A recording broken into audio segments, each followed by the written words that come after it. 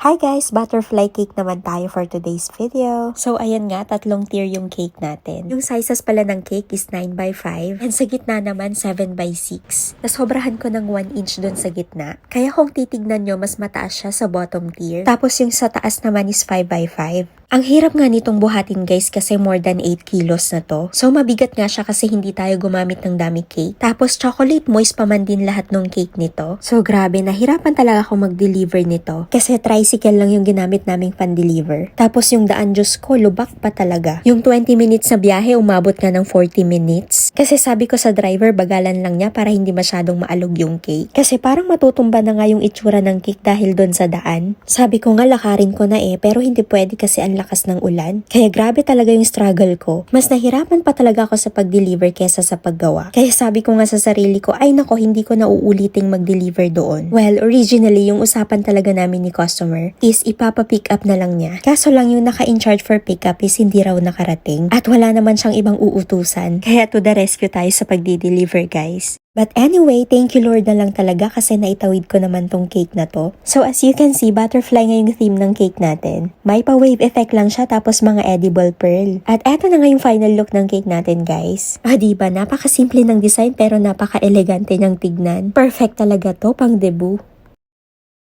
At may kasama pala itong 18 cupcakes guys. So ganyan lang yung design, minatch ko na lang din dun sa color ng cake. At eto naman yung sa venue guys. Ang lakas nga ng ulan at buti na lang talaga maayos pa yung cake.